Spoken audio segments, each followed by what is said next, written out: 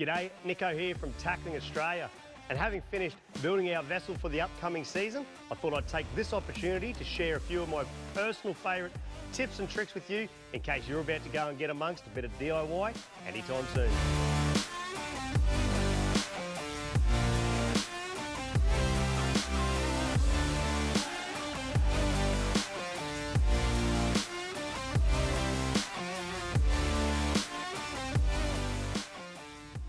A bilge pump is a very simple device. You have an outlet, a hose, which will go to a skin fitting. Basically, the skin fitting goes through the side of your boat. You want that sealed off with a bit of Sikaflex or the like to make sure it doesn't leak.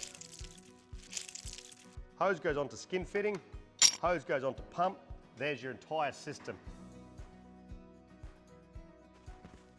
On the other side of the bilge pump, we have our wiring. There's a black wire and a brown wire. The black wire being the negative or the earth means it needs to be hooked up to a negative buzz bar or the direct negative terminal on the battery. And our brown wires are our active or our power wires, and these will be hooked up to a switch or the float switch depending on how your boat is configured. If you do manage to hook these wires back to front, it's not the end of the world. All that's going to happen is your pump will spin in reverse, meaning rather than pump water out, you're going to be aerating the water in the bottom of your hull. Installing the pump, most of them will just split apart, and you basically will fit your strainer or your filter straight to the bottom of the hull of the boat on a plate. If you haven't got a plate on your vessel, it will not hurt to find something to actually lift it off the bottom. It doesn't matter if you don't pump all the water out.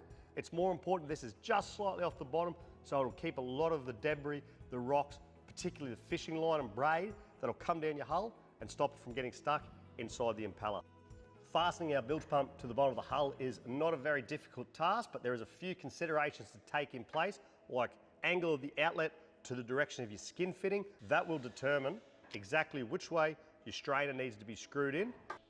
Fastening the strainer to the bottom of the vessel is a very simple task. Once you've worked out the configuration, what you need then to do is find the right size screw, preferably a 316 stainless, although 304 will get you out of trouble but will eventually corrode.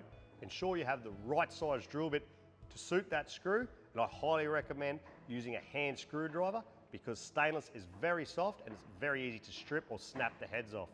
If your vessel is aluminium, I also highly recommend using some sort of separating lube like Duralac or Tef Gel.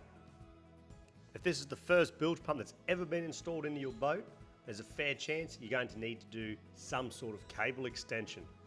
With this, we need to ensure we match up cable diameter size, and it's also imperative to use a tin coated wire, as tin wire will outlast copper and prolong the dreaded green death. When installing anything electrical on your boat, make sure there's an inline fuse. Most switch panels will have inline fuses terminated right behind the panel.